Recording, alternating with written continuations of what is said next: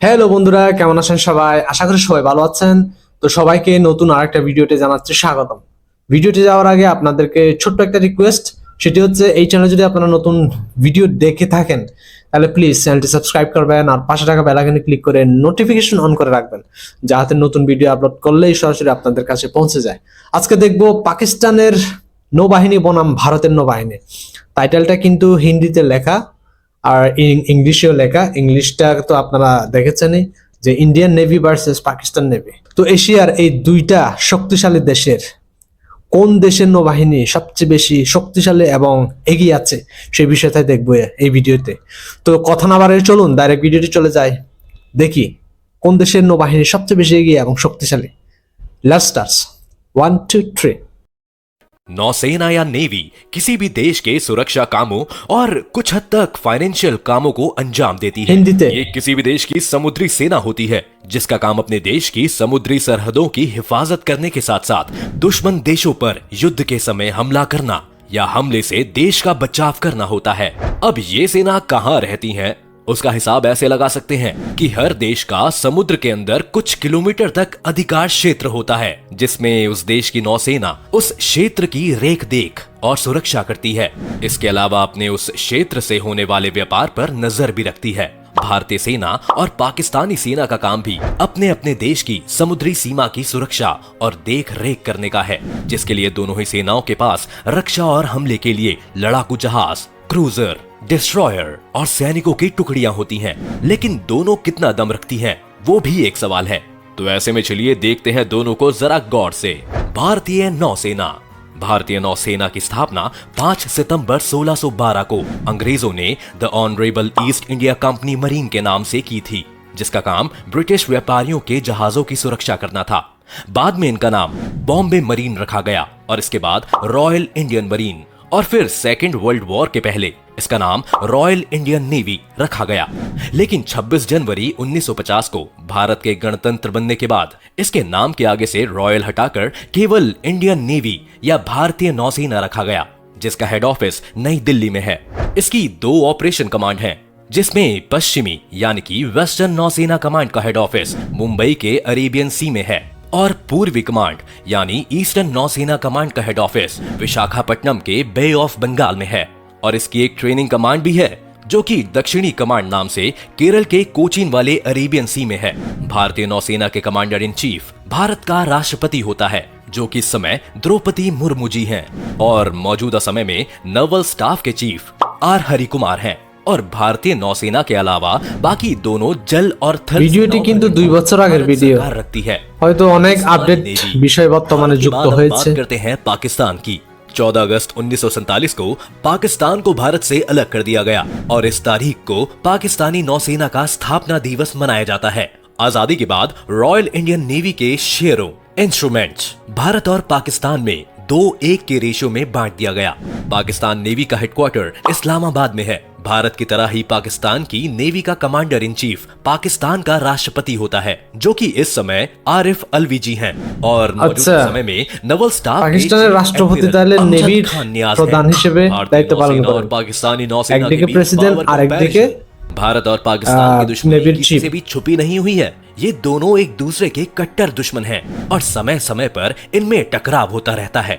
इसके साथ ही हिंद महासागर और बंगाल की खाड़ी में चीन भी भारत को घेरने के प्लान पर लगातार काम करता रहता है, जिसके कारण भारत अपनी नेवी की ताकत को लगातार बढ़ाता जा रहा है।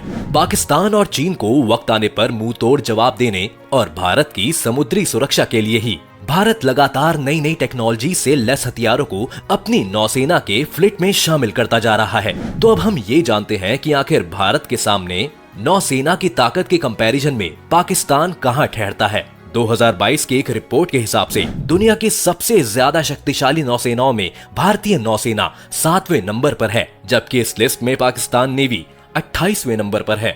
एक रिपोर्ट के हिसाब से भारतीय वर्ल्ड रैंकिंग में इंडिया से 7 नंबर है शिप्स और सबमरीन और पाकिस्तान से पाकिस्तान नेवी के पास 38 नंबर है। 150 शिप्स और विशाल फर्क, क्राफ्ट्स की विशाल डिफरेंस। इंडियन नेवी के पास इस समय 16 सबमरीन्स हैं, जिसमें से 2 न्यूक्लियर सबमरीन्स हैं, जबकि पाकिस्तान नेवी के पास 8 सबमरीन्स हैं, जिसमें से 2 अटैक करने वाली हैं।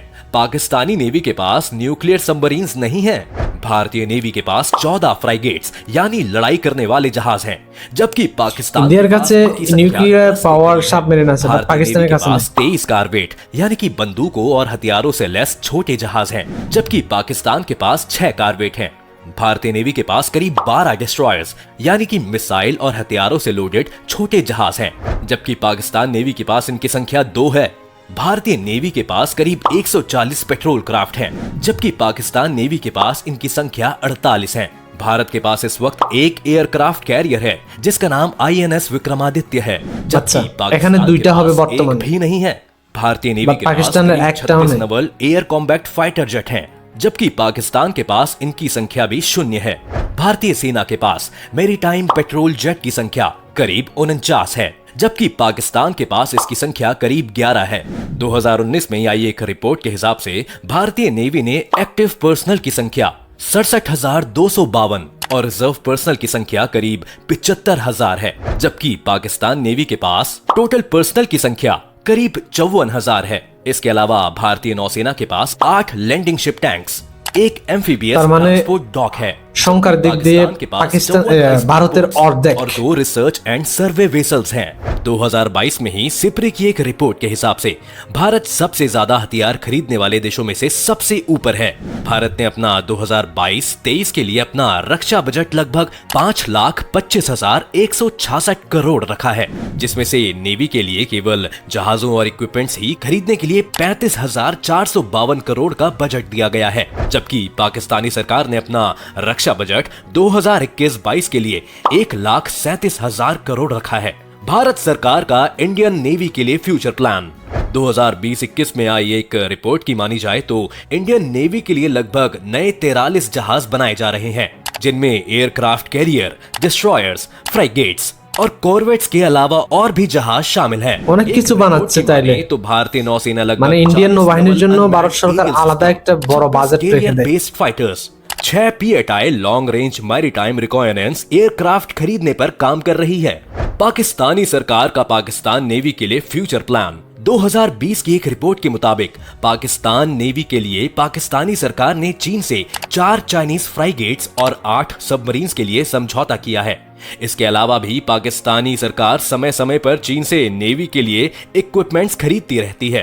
अगर बात करें पाकिस्तान नेवी और भारतीय नेवी की टक्कर की तो 1971 में दोनों देशों की नेवी भिड़ी थी। भारतीय नेवी ने पाकिस्तान के कराची बंदरगाह पर हमले के लिए ऑपरेशन त्रिशूल चलाया था, जिसमें भारत के युद्धपोतों INS नीपत, INS निर्घट और INS वीर ने केवल 4 ही मिसाइलों में पाकिस्तान के PNS Khyber, PNS Shahjahan, PNS मुहाफिज को तबाह कर पाकिस्तान को हरा दिया था।